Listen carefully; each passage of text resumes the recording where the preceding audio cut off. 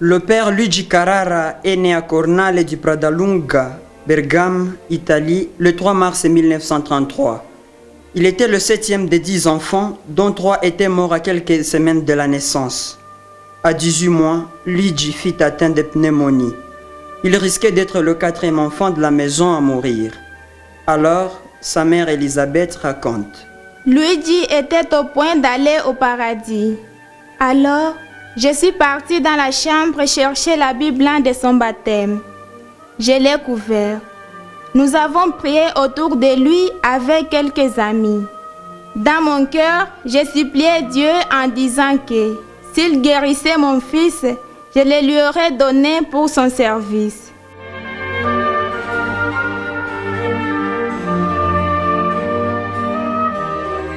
Luigi avait 14 ans quand il est entré dans la communauté des missionnaires avériens de Pedrengo Bergame en 1947.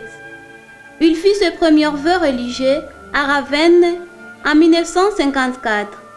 Il fut ordonné prêtre le 15 octobre 1961. En communauté, Luigi révèle son tempérament doux et serein, ainsi que son esprit de piété et de prière. Le lendemain de son ordination, Carrara sera au sanctuaire de Fontanellato. Le soir, il écrit à ses parents. Aujourd'hui, je confie mon sacerdoce missionnaire à Notre-Dame et avec moi, vous tous aussi. Je ne pouvais pas m'abandonner entre des mains plus rassurantes.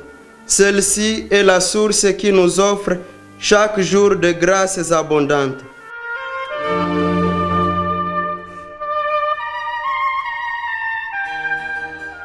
Le 1er janvier 1962, avant de partir pour le Congo, il écrivait à ses parents.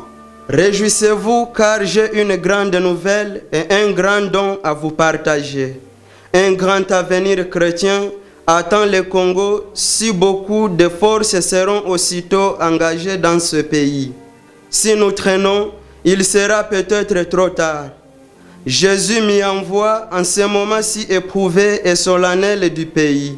Un moment si décisif qu'il ne me reste que remercier le Seigneur de tout mon cœur.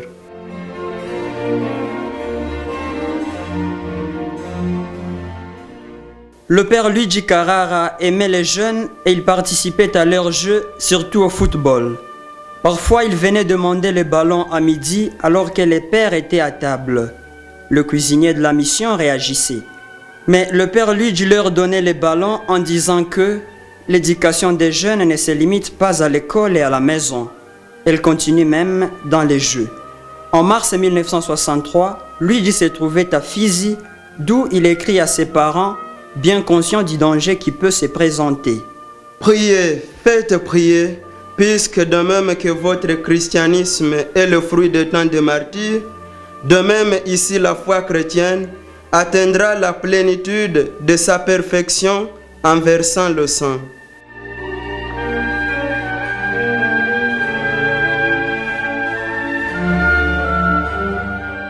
Carrara, comme ses confrères, était paisible.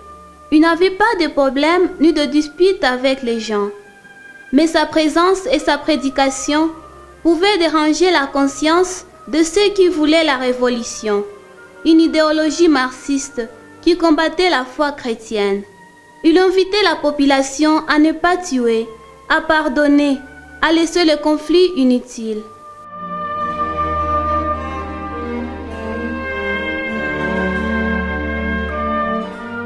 Il était en train de confesser quand la voiture du colonel Massanga s'est arrêtée devant l'église de Baraka le 28 novembre 1964. Après avoir assisté à la mort du frère Vittorio et avoir été menacé par le colonel qui voulait l'amener à Fizi pour y être tué, le père Luigi lui répond calmement.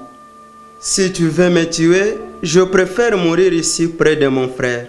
Il s'agenouilla à côté de la dépouille mortelle pour prier. Un seul coup de revolver à la poitrine suffit. Le père Carrara meurt.